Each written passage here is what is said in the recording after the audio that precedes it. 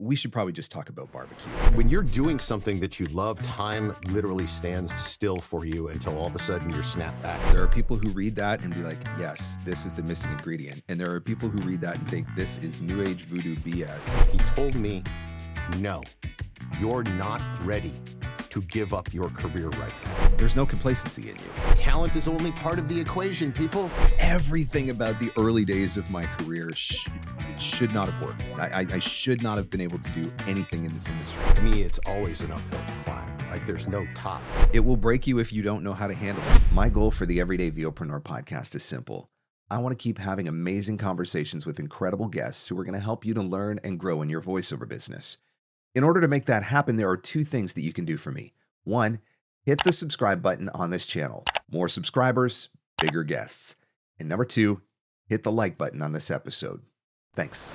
Ryder, I sat in on a couple of TV narration sessions that you did at VO Atlanta in the past. That was kind of my first introduction to you. My first opportunity to have a conversation with you was last year at Mavo. Gave a brilliant keynote. Thank you. And that's actually what made me want to invite you on the show, because I was like, man, I want to talk more about some of the things that you brought up in that keynote. But you also work in my dream genre, which is TV narration. And so I figured now that I've got you for an hour all to myself, I'm going to be so selfish. And I thought we should probably just talk about barbecue. Yeah, that's a great call. I like what you did there. When I was doing some research for this, and I saw barbecue aficionado, I was like, well, that's it. That's the episode. The dude has his own barbecue sauce. What are you talking about? I love that. Yeah. I make a homemade Dr. Pepper barbecue sauce that I put on a lot of things. And when I saw that you had your own sauce and you were barbecue aficionado, I was like, well, we can talk about that for an hour. I'm good to talk about brisket and ribs. Yeah, dude. Here's the thing though, with brisket, it's like, I would almost rather give away my voiceover secrets. than give away the successful, final like tweaks that you have to come up with. Yes, because it's a little bit of everything, and you know that if you, it's everything from like how long it rests for versus how long and I don't know if you do this or not. Do you salt it and brine it ahead of time? I do not. See, I do, and I've got it down to like a secret, like that's how many hours I salt it for, and I learned my lesson the hard way that you're supposed to wash the salt off because otherwise it's disgusting. Yeah, that's nasty. Yes, yeah. It's like when you're making bacon. I do my own homemade bacon, right? I get the pork belly and cure it and then smoke it, and yeah, if you don't wash the salt off, you're not going to have enjoyable bacon at all. But let me ask you the question that my family asked me, because I will do, particularly in the summer, I love having family barbecues, and I'll bring over like cousins and aunts and uncles and like, there's like 30 people in my yard, and I'm smoking literally like 35 pounds of brisket and ribs and pulled pork, doing all the things, right? Right. And when my family gets here, almost every one of them asks me the same question. As much as they love it and they absolutely come and eat all the food, they're like, what is actually wrong with you that you will sit by the smoker all night long? Because like a good brisket, I can sit out there for 18 hours on a big full-size brisket, right? Yeah. A good size pork shoulder. You're sitting out there for 18 hours easily. And they're like, but what is actually wrong with you? Like, why do you do that? What possesses you to do that? How old school are you in the fact that are you putting like logs on the fire, or what are you doing?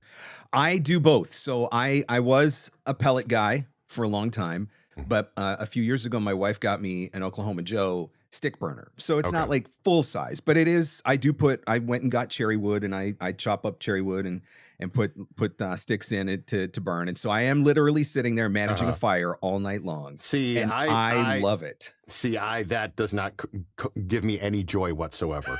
I'm a RecTech guy, so I have the RecTech RT700. They call it the Bull, and it's a pellet smoker, right? And dude, this thing's so hardcore that it has an app. Totally runs off your phone. Yeah, that it runs off my phone. That I can roll over at 2:00 in the morning and check my internal temperature, check my my ambient temperature and all that stuff, and make sure that it's running the way it needs to. Then I go right back to bed. Ask Siri to make you a brisket. Yeah. And I wait for it. Like it actually sends me an alarm when it gets to the dreaded stall temperature that, that most people aren't even aware of if they're not, into cooking briskets like this. At a certain point, it stops getting any hotter unless you do something. Yep. Right. So that leads me to ask you, how do you get over the stall? So that's usually around the time that I will wrap. So I will tell you, as much as I love sitting out with the stick burner, there are some nights, particularly cooler nights, when I'm like, okay, I want to put it on the stick burner because it's a totally different flavor, right? Completely different flavor. Yeah. But then when I hit the stall and then I can wrap, and then I will flip it over into the pellet smoker. Oh, you go from one to the other. Yeah, turn the heat up a little bit. Then I can go lay down for a couple hours, get a couple hours of sleep while it does its thing in the pellet burner. And then I've got, I do have an app. I'm a meter guy. I don't know if you're, meter thermometers. I have those too. Yeah. Yes. That's so my then backup. I've got that thermometer that, will give me all the alarms. Redundancy is important. Yes. The smoker's too hot. The smoker's too cold. The temperature's crossed this threshold or whatever. Yeah. Right. So, but I knew I liked you. I just didn't know why. It is so much fun. I don't know what it is about it, but man, I will sit out there on a nice summer night, especially. I will get out there like 8 o'clock at night, get the fire going. I'll sit out there with my iPad. I'll pick a show, I'll watch the Fast and Furious movies or something. And I will just sit there all night under the stars, keeping a fire going. And then usually about 6 or 7 o'clock in the morning, if I timed it out right, that's usually when a full-size brisket for me will hit that point where I can wrap it and flip it. Yep. And then I'll go to bed for a couple hours, get up, and then start making all the sides and everything like that. But I love it. I had a magical experience recently smoking a brisket, and it was at Christmas time. And last minute, we decided we were going to do the brisket thing, right? So I ran into the local, we call it's a fresh market here. Yep. I ran into the fresh market, and I was like, I need a 18-pound brisket. He's like, yeah, no. It's like, you're not getting that on freaking the day before Christmas Eve. And I'm like, what do you mean? He's like, we do have some prepackaged ones that we put out like an hour and a half ago. There might still be a couple out there. I was like, holy. So I ran, and sure enough, there was one left. I had the last brisket at our store. It was only a 10-pounder. Okay, so by the time you're done, chiseling off all the fat and stuff, you got 7.5 pounds left, right? And I threw that bad boy on, and I put him on at 10, right? And I went to bed, and I don't know if it was all of the Christmas beveraging that we did or not, but I slept through the whole night. I slept through all the alarms on my phone, right? I woke up at 6 o'clock in a freaking panic, right? And I was like, oh my God. Not once did I mop. Yep. All night long. I skipped over all of that. I didn't wrap. Yep. I was wicked. I was like, oh my God, it's going to be a hockey puck. What's going on? So I immediately jumped out of bed and ran out to the smoker. I looked like an absolute wreck. And it was perfect. Oh. It was 2:04, and it had gone through the stall all by itself. Now, I normally pull at 2:02. Yep. But I was like, okay, 2:04 is absolutely acceptable. Yep. Nice for what tender. I just went through. Yep. Yeah. What do you normally pull at? Usually I will pull actually a little sooner. I'll probably pull around 198, between 198 and 200, because I know on a full-size brisket especially, it's going to go to, it's resting, right? If it's wrapped while it's resting, it's going to go another couple of degrees or whatever. But my favorite experience was in COVID, actually, in 2020. So I had been smoking briskets and stuff for a couple of years, and my butcher knew who so nobody ever was, right? Like, I love COVID. COVID was the best. Well, so in COVID, what did everybody do? The whole world went out and bought smokers, right? Yeah. So I'm going into the butcher on the weekend to pick up something. And every time I go into the butcher, there's another guy who just got his first smoker, and he's just about to do his first brisket. And he's asking the butcher all these questions, right? And the butcher would be like, go talk to that guy. And they would point to me. And the look on the face of these guys when I would say, okay, well, that size brisket, you're probably going to be about 16, 18 hours, give or take. And then all of a sudden they're like, I don't think I want to do this anymore. Can I pay you to cook it for me? Yeah, like they thought they were just going to throw it on a couple hours and away you go. But yeah, there's definitely a commitment that is involved. But now I'm into all of it. Like I said, making my own bacon. I'll go out and buy 30 pounds of pork belly and cure it in the fridge. My wife hates that week. That's impressive, man. There's no room in the fridge whatsoever. But then I'll cure it for the week, smoke it, slice it all up, package it, put it in the freezer, and got a couple months worth of bacon. And I don't know, when you've had, I think particularly with bacon, when you have had your own homemade bacon, you will never buy a grocery store bacon. How long does 30 pounds of bacon last you? Probably not as long as you would think. Most importantly, have you had your blood checked recently? I'm actually pretty good, and I think it's probably because there's not nearly as much crap in my bacon as there is in the grocery store bacon. Maybe, but you're probably right. I knew we could talk about barbecue and we would have some fun there, but I suppose there's probably some people who are going to be listening to this who are going to want to talk about it. They want their money back already. Yeah. There's a few guys that are taking notes, and they're going to be. I'm going to brine now. I'm going to try one. I'm going to brine one because I've never done it. You're not the first one that's mentioned it, so I'm going to have to play around with that. But the other thing that I thought was interesting about you was when I went onto your Instagram, I was like, hang on a second. Is this guy a voice actor? Like legendary A-class voice actor doing all the things that he claims that he's doing? Or is he actually a horse guy? Because I think there was probably about 10 or 15 horse pictures for every voiceover related picture that was there. And I was like, there's got to be a story in there. So it's weird, man. Instagram has changed so much in the last couple of years. Yeah. And I was actually having a conversation with an Instagram coach the other day just about this. Because I was just about ready to throw in the towel because it just kind of sucks these days. It doesn't matter what you do. You get very little engagement. Yep. Right. And for the longest time, a lot of what I would share would be like a behind the scenes of some project that I've voiced or whatever, whether it be, a TV narration or a promo or a trailer or whatever. And even that stuff, which used to be like that was the Grand Slam homer, for VO talent. You get really good engagement on that, and nothing was sticking. And I was getting frustrated. So you know what? I just said, "Fuck it." I just linked my Facebook page to my Instagram page, and everything just filters from one to the other. And so that's why Facebook is supposed to be really mainly about what you do personally. I don't have a professional page. Yep. I don't have hey, go follow back. I don't do that. And so to answer the question, I think I'm equal parts voiceover guy, equal parts horse aficionado. It's weird, as a 56-year-old dude, in the second chapter of my life, first chapter was 25 years of morning radio all over the country. Mm-hmm. And now I'm 20 years into this. It's like I'm being pulled into writing another chapter. Yep. And and I believe that chapter is going to have something to do with storytelling and horses. Mm-hmm. I haven't put it all together yet. I think it's fun because I think our default is often to talk about what we do.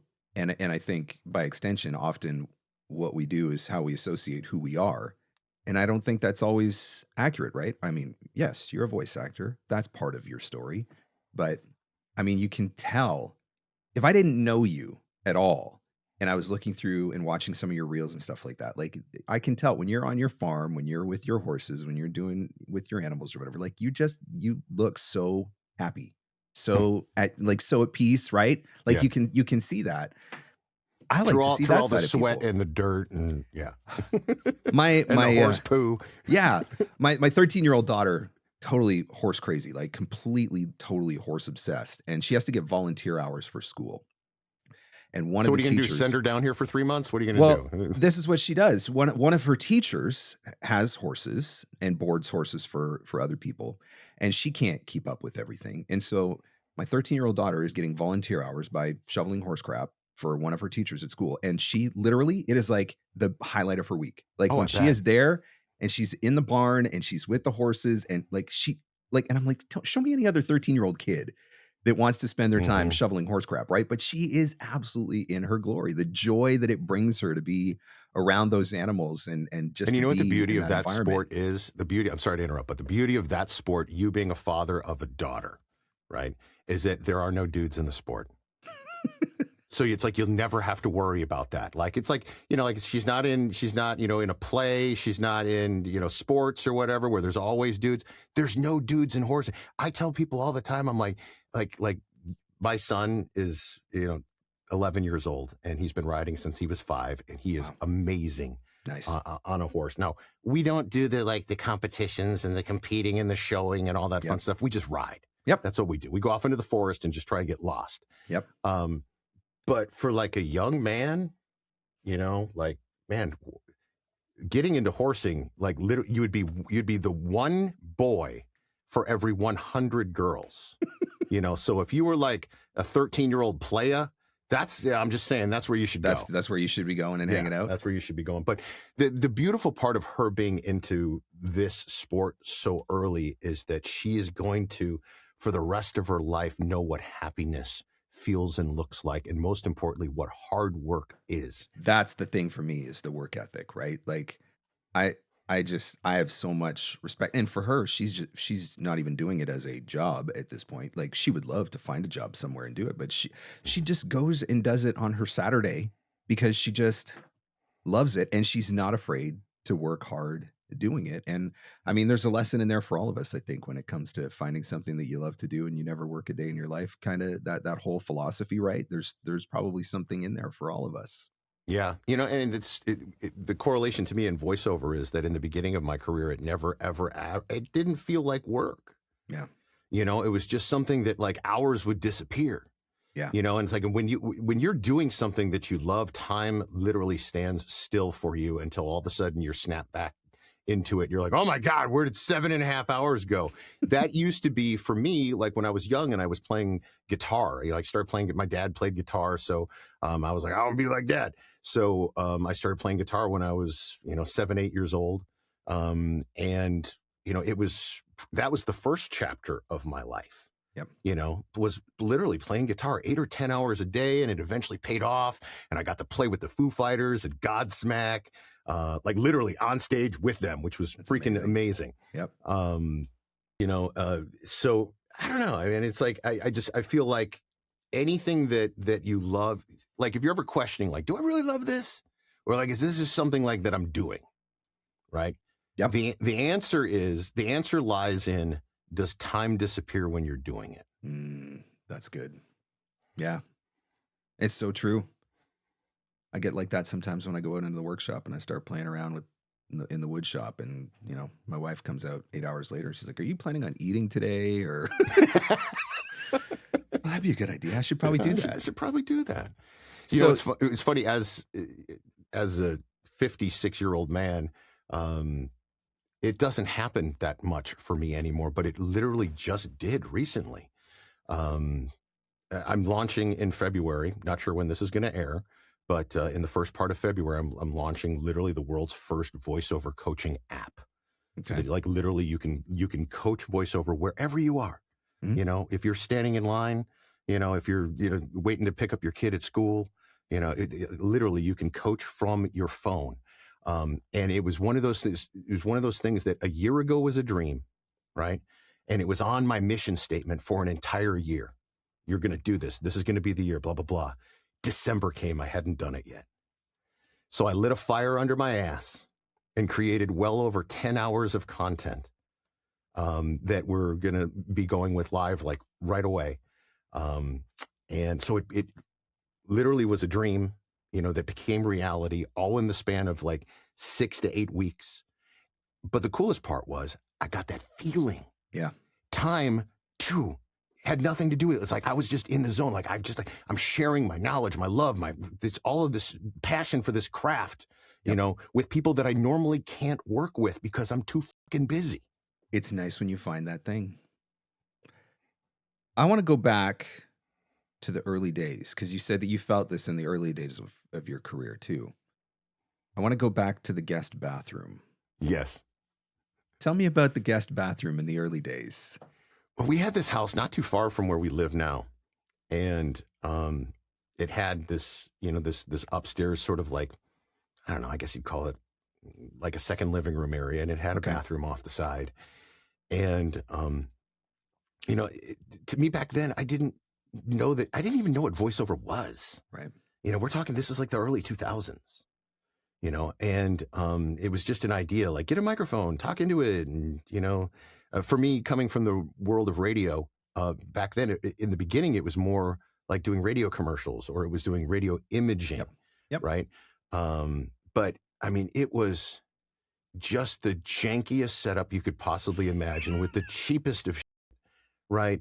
And, but it was the start. And that's the thing. Everybody, you have to start somewhere.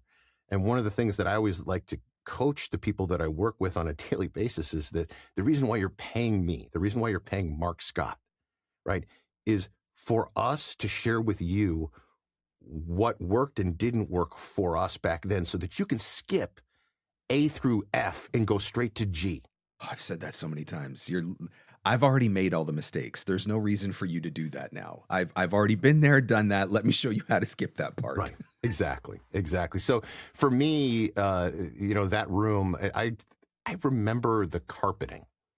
It was this like Berber, right? In the guest bathroom. No, not in the bathroom, but okay. in the main room.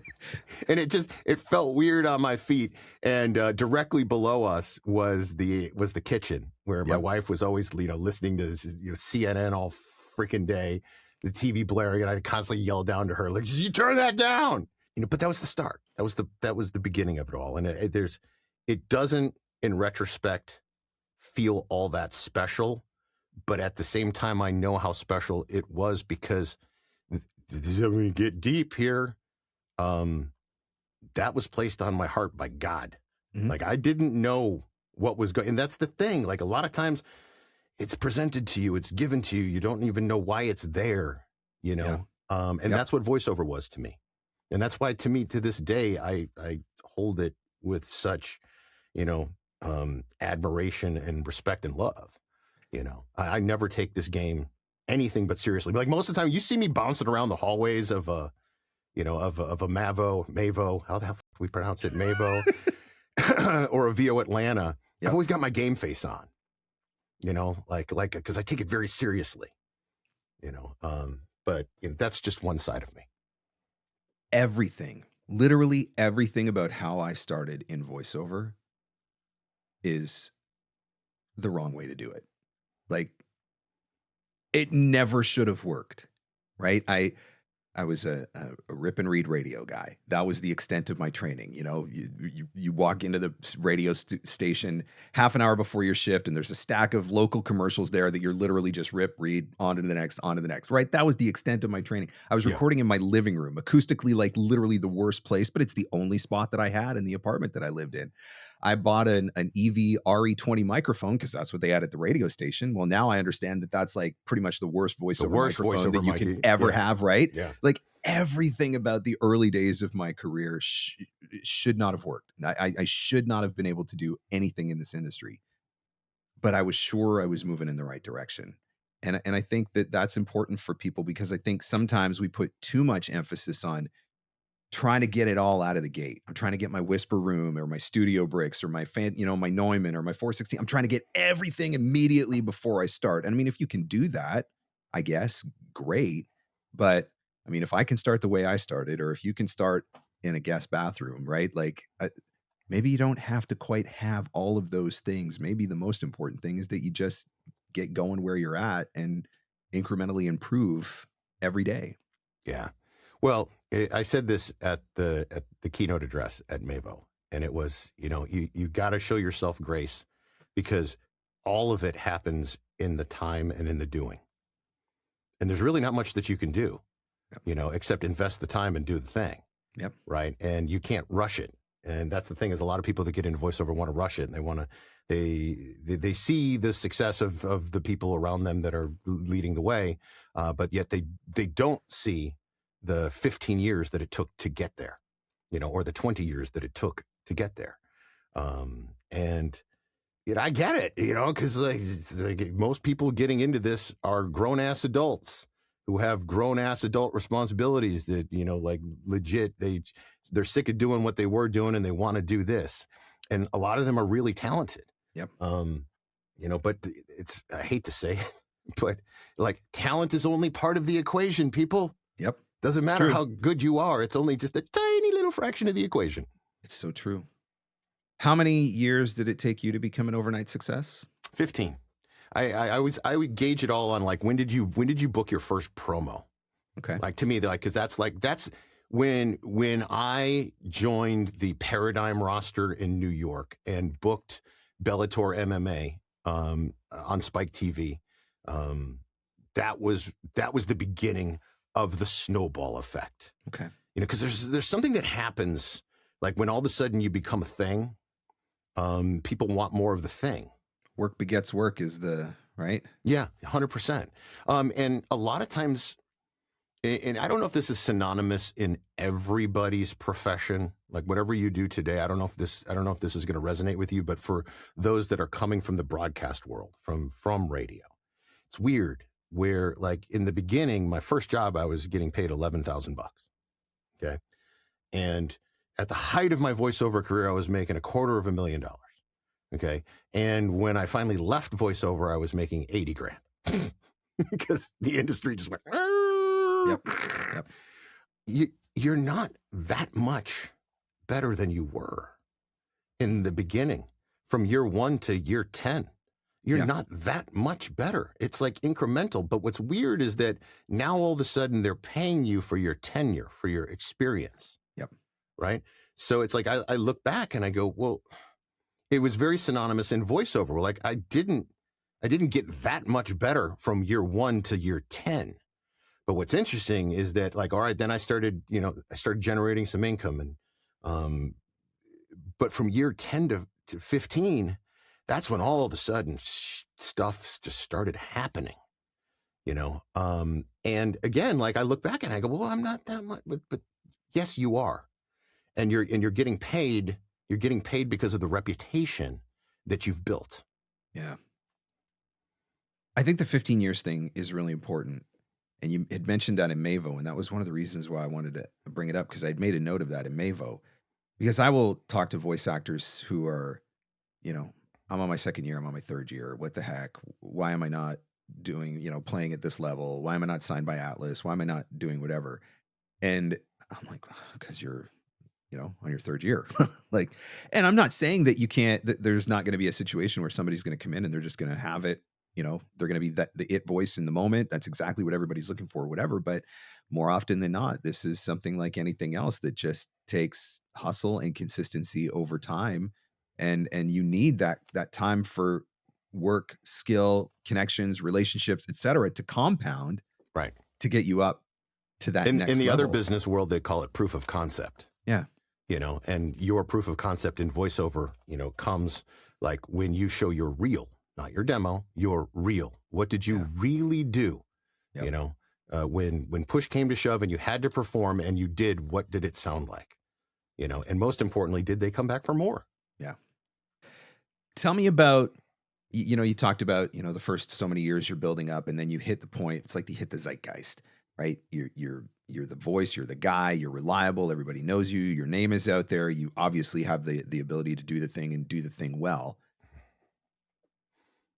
The next block of 5 years after that, how do you maintain? What do you do so that you stay at that level rather than slowly drifting down the backside of the mountain and then one day looking up and realizing I'm not up there anymore? How do you keep it going? Well, I think that's going to be that's going to be a personal answer for everybody in that situation, right? What's weird is that I think for me, I never really realized that I was there. To me, it's always an uphill climb. Like there's no top to this. Yep. There's no, peak that you get to and you climb on top of and you're like, yeah. Like literally just this week, I 20 years in, I had a first. And it's just neat to know that even after 20 years, like I just landed my very first promo for NBC's Today Show for the upcoming Winter Olympics. Nice. Out of the blue. I auditioned for it. I booked it. I won it. Blah, blah, blah. That's great. I still get giddy over that shit. Yeah. You know what I mean? So it's like, I believe that, so there are certain, there are certain people out there whose personality, can't handle having to work. Right. And earn all the time and prove. Like for a lot of years, my New York agent, Matt Ambrosia, he would come to me like, hey, man, like I know that you probably shouldn't or don't need to be auditioning for something like this, but and I'm like, yes, give it to me. Give me all the things. Well, because like I'm kind of auditioning for my own job. Yep. Which is something that, like this, when they work with you, they know who you are, they know what you do, what you can do. Right. But part of the process sometimes is you still have to audition. Sometimes you still have to audition for your own job. And I think that's what separates me from a lot of other people out there where I'm just humble. I'm just like, dude, totally get it. You need me to prove that that I'm the right voice for this campaign? Let's fucking go. You don't get to a point, or you don't allow yourself to get to a point where you just get comfortable and settled in. It sounds like there's no complacency in you. No, not really. I'm just an antsy motherfucker. That's what I am. It's strange. Like even just this last year, like I felt myself getting comfortable, and I didn't like it. Yeah, I didn't like it. I'm a doer. I'm a shaker. I want to keep moving. I want to keep challenging myself. But I also realized you only have 100% of yourself that you can give. And so I had to, going into 2026, make some changes, which is one of the reasons why I created the app, because I couldn't give as much of myself as I wanted to. I don't know if you work your voice as hard as I do, but there are days where 3 or 4 o'clock hits and there's not much left because I've worked so hard, and so I had to pull back on some of the coaching. I only coach 1 hour a day now. I used to do 2, which is a lot. I mean, that's freaking 8 hours a week. Because I take every Friday off. That's one thing that I instituted about 3 years ago. Fridays are my days. Yep. Or at least they're supposed to be. But in the event that Ford Motor Company calls and says, "Hey man, we have 35 tags for you to read," I'll be there. I don't care if it's my day off. Part of the beauty of what we do, though, right? The freedom and flexibility to make those kinds of decisions. Take the day off when you want to take the day off. But then, hey, if something comes up, no problem. I'll do the thing still. Yeah. That freedom and flexibility is nice. I know early on in your career, or at least if I understood correctly from some of the research that I was doing, early on in your career when you were trying to figure some of this stuff out, you wrote a letter to Joe Cipriano. An actual letter. I wish I still had it too.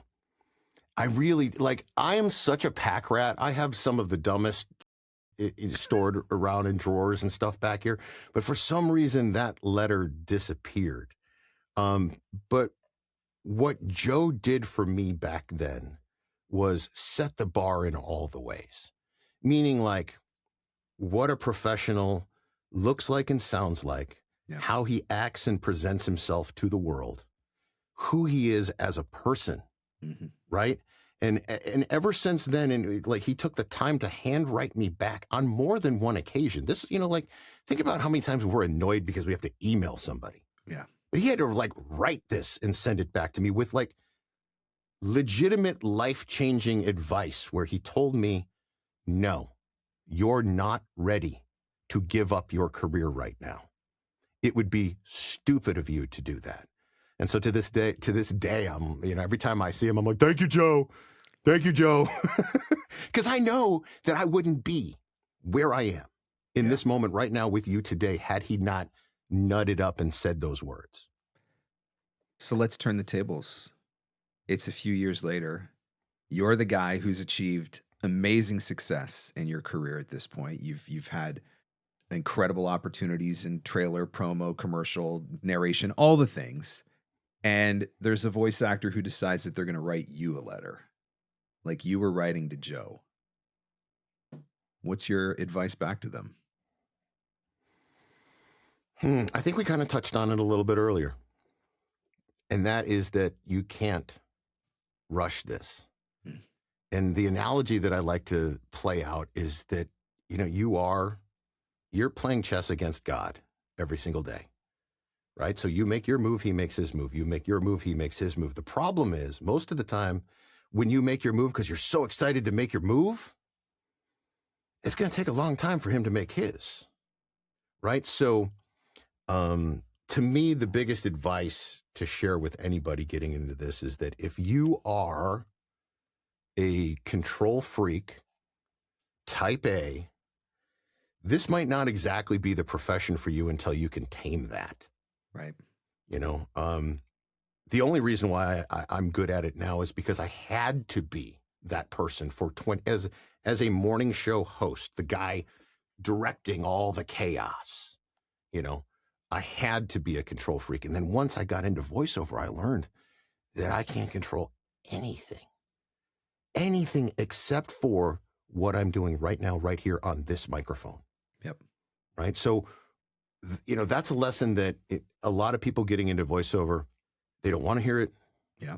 They can't hear it because they're not ready for it yet, because they're not old enough yet. They don't have the wisdom for it yet. They have all the other stuff that we talked about at the beginning, you know, like the talent being one part of the equation. Oh, man, but patience. Be patient, grasshopper.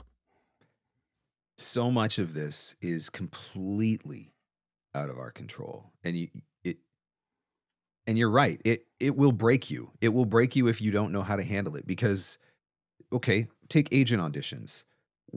Once you've sent it back, the agent's involved, the casting director's involved, the advertising agency's involved, the clients are involved. You do not have a seat at the table in any of those meetings or any of those conversations. Does your audition get listened to? You don't know. Did you were you in the top 10, the top 100, the top 5? You don't know. Like, so much of it is just completely outside of your scope and your control. And that I've seen it break people because you don't know. And so all you can do is, like you said, it's what you're doing in front of the microphone in that moment with that script and how you read it, interpret it, play it out, whatever. That is literally the only thing. I mean, obviously you have to be proud of yourself. Yeah. You have to be proud of yourself in the moment, and you almost have to be your own best cheerleader. Like, there's times where if you were to go back and you listen to my outtakes, you'll hear me going, dude, that was great. Nice job, Ryder. You killed that audition. Like, I literally say that out loud because there's nobody else around that's going to do that for you. One of the reasons why I really wanted to have you on the show was because a big part of your keynote at Mavo had to do with something that I think is one of the most essential ingredients to success in this industry, but it's also one of the least talked about. And that is mindset and attitude and how much that plays a role. And you can have award-winning demos and you can work with the A-list of coaches, but if your head game is not where it needs to be, it really may not matter. Right. And you really spoke to that. And I think you spoke to it in a very powerful way. Tell me more about that, because I think there are lessons in that we all need to learn. First, I want to know what you remembered.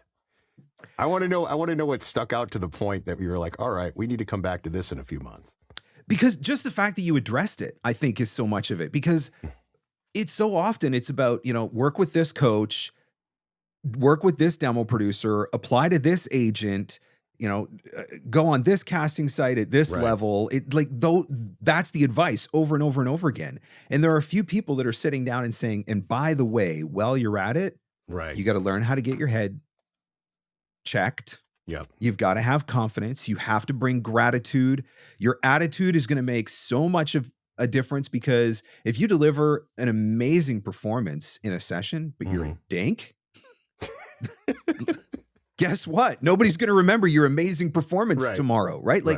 And so this idea of, I guess, just having that confidence and having that mindset, that mentality that you bring into the booth, you said you have to believe in yourself, right? You have to be your biggest cheerleader. Yeah. I think we missed that part. Courage, man. You need two types of courage: the courage to get started, and the courage not to quit. Yeah. Right. And the not to quit part, that's every day for the rest of your life. Right. So the quote that I share with everybody is that 90% of the things in life that we fear never even come true. That's from Napoleon Hill. And it's proven to me time and time again, because you're always worried about something, right?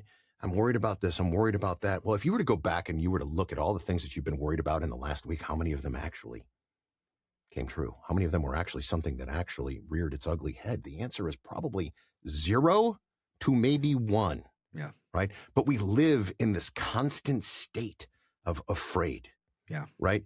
And it's almost as bad as the people in the beginning of their careers who live in this constant state of scarcity, meaning they're afraid to invest into all of the things that you need to freely, abundantly invest in to, so that you can be successful at this. You know, like if you're going into it with the mindset of, well, I'm just going to do everything as cheaply as I possibly can. Well, guess what's going to come of that? Yep. You know, so I tell people all the time, I'm like, dude, this is from the business side of things. The entrepreneurial spirit that should exist within you is that this is fun. You're building your own business, right? And if you're building your own business, you're not supposed to skimp. You're not supposed to take shortcuts, right? You're supposed to do everything right, starting with your mind, right? You cannot walk around every single day, afraid, to get in the booth, afraid to work with a coach, afraid to try Source Connect out and get that up and running in your booth. Like, I'm not kidding you. Like, in the last 4 months, I have learned so much new shit. Okay. Producing the VO Life Coach app. Oh my God. Right. I have had to learn how to use open broadcast software. I have had to learn how to use Final Cut Pro for editing. I have all of these stinking apps, that I have to use to, put captions up and all of this stuff, right?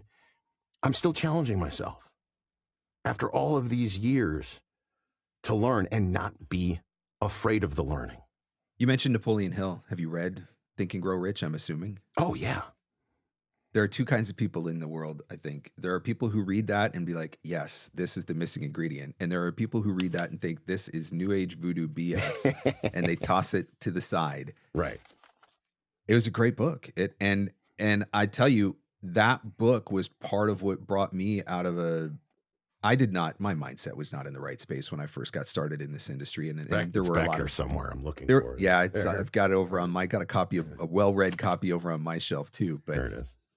A few years ago, I ran a mastermind group, and I wanted to do a book with the group. I wanted everybody to read, and I had chosen Carol Dweck. Are you familiar with Carol Dweck? And she teaches mindset. There's the abundance mindset, the scarcity or the growth mindset, and the lack mindset. Like, she teaches those two mindsets, and nobody wanted to read the book. And I was like, and that tells me everything that I need to know right there. The fact that you won't even sit down and read the book. That's crazy. It really does. I would be the first person to tell you that, now I got to stop and think about how long ago it was, because it was probably almost 20 years ago, which makes me uncomfortable. What, did you came across the book? That I came across the book, but I would be the first one to say that when I first came across it, I thought like, okay, this is just ridiculous New Age voodoo. But when you actually allow yourself to be open to some of that, As a Man Thinketh, James Allen was another great one that I read. And it really does help you understand how much that mentality, the mentality that you walk into the booth, do you walk into the booth thinking, okay, here we go, another agent audition? Or do you walk into the booth thinking, oh, I'm going to crush this? Like, just that. Yeah. And the state that it puts you in. So let me ask you another question then. Sure. Because you seem like a pretty happy, pretty positive guy. You've got the mindset game going on, but I'm guessing that you are human, and every once in a while there are days when you're just not feeling it. And when you're playing the game at the level that you're playing, it's not like you can just keep taking mental health days or whatever it is that we do these days, right? So what do you do on those days? How do you change your state, or like, what do you do when you're not feeling it, or you've had a bad day, or something's gone wrong, negative circumstances, whatever, but I've got to show up and I've got to perform. And that happens, I would say, almost daily. Do you remember before when I was telling you, like I was starting to feel comfortable last year? And I knew that because it was hard for me sometimes to go back after lunch and go for that second round of auditions. Right. Or that third round late day. like at 4:30 in the afternoon. The ones that come in, they're like, hot rush, got to be done right now, within an hour. So, it's the internal dialogue that happens in those moments for you is the exact same that happens for me.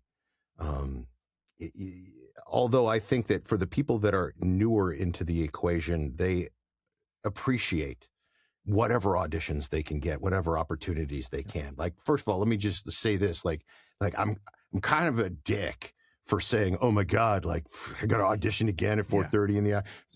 Okay, I understand the ridiculousness of that because I do remember, just like it was yesterday, the day when I was scrounging to try and get. Somebody send me something, anything. Yeah. So to answer your question is, I try to remind myself where I was, right, and why I'm here today. It's because of and then a whole lot of energy drinks. That helps a lot. Like I even stop coffee now. I'm like, I just go straight to the energy drinks. I just go straight from the packet, just straight out of the packet. Just The fact that my life is not sponsored by Dr. Pepper at this point is a crime against humanity. There's no caffeine in Dr. Pepper. No legitimate caffeine. Come on, you're a lightweight. What are you doing? Monster, Red Bull, all the things. What is your energy drink? What is your poison of choice? I knew you were going to ask me, and I'm spacing on the name right now, and I don't know why. Celsius. Okay. Absolutely love the Celsius packets, and my favorite flavor is the watermelon. Right on. Like it's the jam. But going back to your question about like, okay, so what do you do on those days? If you follow me at all on social media, Instagram, Ryder VOs, TikTok, whatever the hell I am these days. Oh, VO Life Coach. Yeah. I've literally had to start a separate, going back to one of the topics that you talked about earlier, I had to separate my life on TikTok. Because TikTok's not smart enough to know that people are complex and that we can actually have more than one thing in life that we love. Yep. So what I found out was that like all of the people that love my horse stuff weren't getting it, and all the people that love my voiceover stuff wasn't getting it because it was confusing to TikTok. Horses and voiceover does not compute. Algorithm broke. Right? So and therein lies the nugget for the seed of the idea of how one day you're going to bring those two and marry them together. Just not on TikTok because it's not possible. Something. Yeah. But to answer your question, in those, that's why you write a mission statement. Yeah. That is why you have a mission statement, so that when you're low, when your energy level's low, when your spirit is low, when you're at that place where you're just like, I just don't want to do it. You pick this up and you start reading, and you remind yourself of the mission that you're on. And you're never going to get there if you don't take this seriously. So I was saying, like, if you follow me on social media, one of my biggest things at the beginning of the year was, dude, if you're not starting this year with a handwritten mission statement saying what you want out of this year and what you're going to do to get it, don't come complaining to me next December that this year sucked. Because you did it to yourself. Tell me more about that. Tell me about, a lot of us will set goals. I'm big on setting goals, and I take my goals that this is what I want to do this year, break it down. This is what I need to do in the quarter, in the month, whatever, to try to get to some of those bigger goals. Tell me about the difference, I guess, between goals and mission statement. I use the goals to create my mission statement. Okay. Right? Because the goals are the things that you want to knock down, right? The mission statement is the what are you going to do part of it all. Get there. Yeah. Right. But I was just remembering a quote that I can't remember who said this once, but once you know what you're destined for, failure becomes impossible. I like that. Right? So, like, that's the reason why you write this thing, right? So the other analogy that I like to use for people that are going about their voiceover careers and don't use a mission statement, you're kind of like a ship that's just kind of floating around in the ocean without a port of call. There's no ship out there that just launches without a place that it knows that it's going to. Yep. Right? So you have to pick, where am I going in this career? Right? Where am I going to end up 3 years from now? And you make a mission statement that accounts for those 3 years. right? And then you may maybe make one that's a little bit longer for 5 years, right? And then you make your immediate one for this year, right? And everything has to be in present tense. I am doing this. I am accomplishing this. This will happen before the year, right? Yeah. I actually screwed up my mission statement last year by not being as definitive as I should have been. And that's the reason why I allowed myself to push the creation of the VO Life Coaching app off until December. It was on the mission statement in January, but I didn't specifically say, you know what, I should probably have this content done by July. I should probably, start working with an app, building creator company by September. I didn't spell all of that stuff out. Right. That's why my mission statement for this year is much longer than it's ever been. And everything is very clearly spelled out. And I'll tell you, the best years that I've had are those years when I've had a very clear set of goals, a very clear vision of what the year is going to look like, and it's in front of my face every single day. And there is a power in that I did not believe until the first year that I did it. I think the first year that I actually did it was in 2013. Mm-hmm. And there was a skepticism about the concept because it was new to me. But by the end of the year, when I had checked off every goal on the list and everything that was put into that vision board, and I was like, okay, there's something to this. There's something to being able to channel your brain and your mind and your energy towards a very clear direction, right? Your brain will do exactly what you tell it to do. And if you tell it to do nothing, it will do that very efficiently, right? Exactly. Put it out there and let the ripples come back. Yeah. That's what it's all about. People are so afraid to put it out there. Yeah. And they never actually really get started. They spend they're literally like a hamster just spinning on a wheel. So I'm like, dude, get off the wheel. Like, dive in, because until you dive in, you're not going to know whether or not you can swim or not. And if you need help swimming, ready? Call the VO Life Coach. There's this idea that if you put it out there and then you don't get it, right, that's going to hurt. But at the same time, if I'm going to go down, I would rather go down working towards the thing that I wanted than trying to protect myself from the potential of whether or not something works out or doesn't work out, right? Like, I want to go down swinging, right? And the thing is, I don't think you do. I think when you have that clarity, mm-hmm. when you have that vision, when you have it all laid out in front of you, somehow life finds a way, right? Call it God, the universe, the spaghetti monster, whatever it is that you believe in, right? I think when you have that clarity of vision, that the world will conspire to help you get there. I don't have the time to, and I don't read as much as I used to, but I have this giant book of my personal book of knowledge and quotes to remember. Nice. I love that. And so, like, basically every book I've ever read, when I underline something, it ends up in here. Okay. Right? That's cool. And there was I just opened it up and I'm like, all right, somebody's going to need this quote. And I just thought, okay, well, why not? Let's just share one of these if I can find it. It was a Norman Vincent Peale quote. But first I'm going to read you this one. Many receive good advice, but few profit from it. Mm-hmm.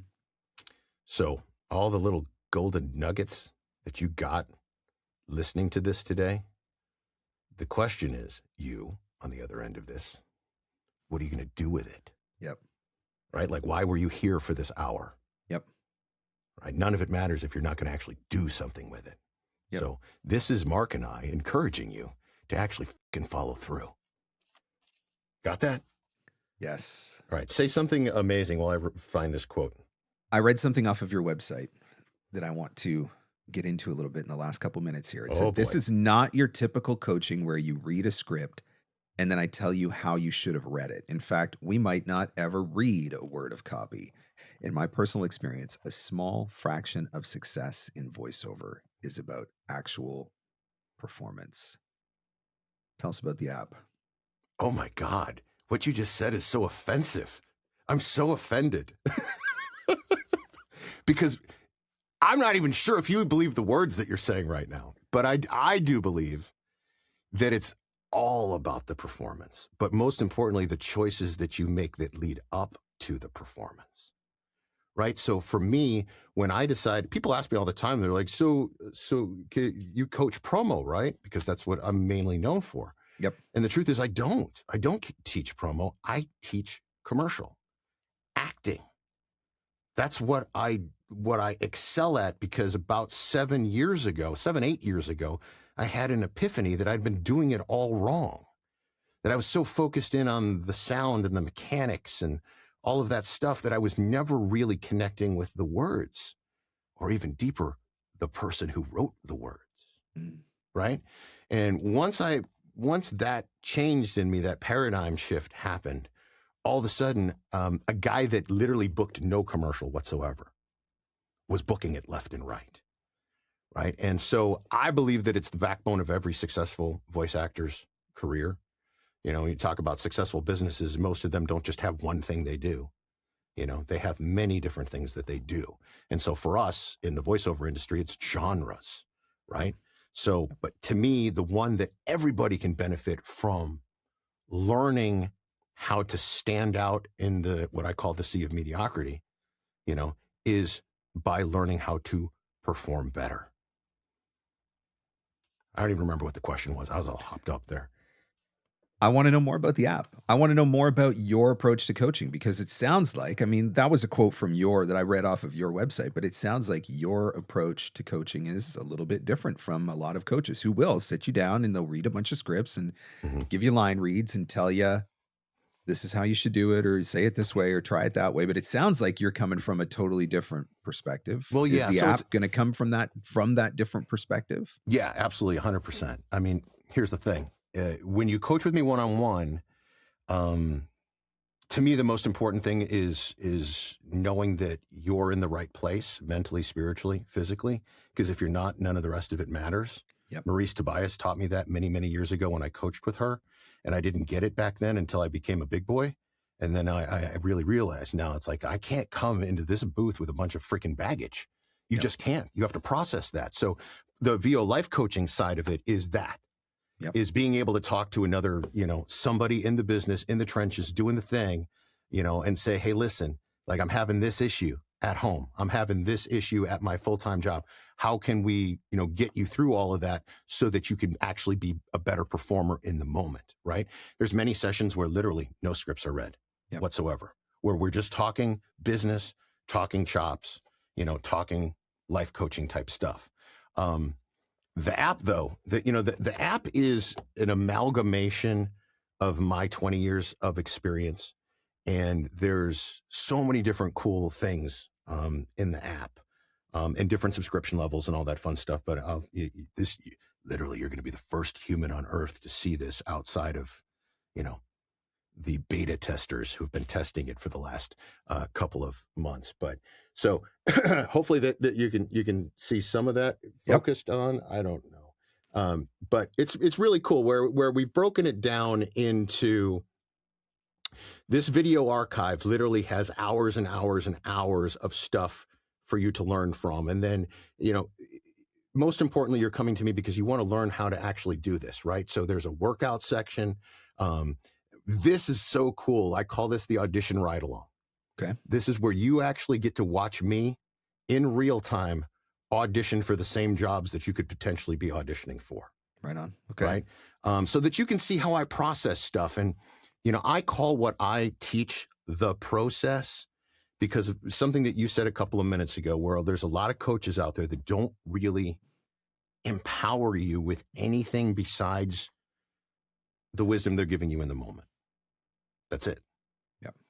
But then what do you do? How do you handle that when they're not there is the big question. So since I was like you in that situation where I spent all this money and now I don't know what to fucking do with it. Well, I put together a very, very easy to abide by 10-step process to audition with on a daily basis. And if you follow that, there is no human on earth that is going to be able to make the same choices that you just did. And that's how you stand out in the sea of mediocrity. Coming in February? Coming in February, hoping for February 1 launch. We're already live, though, on Apple. So if you're on Apple, you can go to the Apple store and just search VO Life Coach, and you can download it and pick a subscription that you're cool for. My hourly rate to coach with me is $200 an hour. Okay. For a lot of people, that's a lot of money. Okay. So I wanted to make sure that there was a tier on this that everybody could afford. I think the lowest tier is the equivalent is less than $60 a month. Okay. And I did that because I can't be available to everybody. Yep. Right. But so this is a way where I can at least get out there and we can still work together, face to face ish. Kids these days do everything on their phone, right? Yes. But soon, though, I believe we'll have gone through the gods of Google to get on the Android side of things very shortly. Right on. Yeah. But dude, thanks for this opportunity, man. This was a lot of fun, and I love getting to know you more. And you're a very good host. When you've got a good guest that knows what they're talking about, it makes it very easy. And that's why I knew I wanted to have you on to talk about some of this stuff, because I could tell you're watching you do your keynote. I could tell you're passionate about some of this stuff, and you really believe in the mindset, especially in that part of the game that just doesn't get talked about enough. And I would say that, if we look at what you've accomplished in your career, that in and of itself is reason for us to pay attention, because obviously it's working. So, and here's the thing. There's the thing that people also have to realize is that we're all on different paths. Yep. And we're all in different times, and we all have different destinies. And not everybody is going to be $1 million earner. Mm-hmm. Some people are just destined, to be $100,000 earner. Some people are destined to, do this for 5 or 6 years and then quit. Yep. That's the thing. That's the reality of this profession. What I'm here to try and teach you is that if you stick with it long enough, there's a place in this industry for everyone. Yep. You've just got to plan accordingly. Absolutely. I know you've got a podcast too. Tell us what it is so we can look it up. Oh, yeah. I almost forgot about my own podcast. Thank you for giving me the opportunity to promote and talk about. Matt Baker and I and Mandy Fisher got together a couple years back. And it was out of the blue one time during a coaching session, because Matt was one of my students, which is funny. He's the longtime, 20-year voice of Discovery Channel's promos, right? But he came to me for coaching. And one of the things about Matt Baker is that he is like the Cliff Clavin of the room. He knows the weirdest and strangest of facts. And I was like, dude, we should do a podcast where we just do trivia. And so that's what we call it, the Tri-VO Pursuits. So it's like a spinoff of Trivial Pursuits, but it's us 3 voiceover people. And it's a game show. And Marc Scott will be a guest here shortly. And we'll see how well he does against all of us. Yeah, that's not going to be pretty. That is not going to be pretty at all.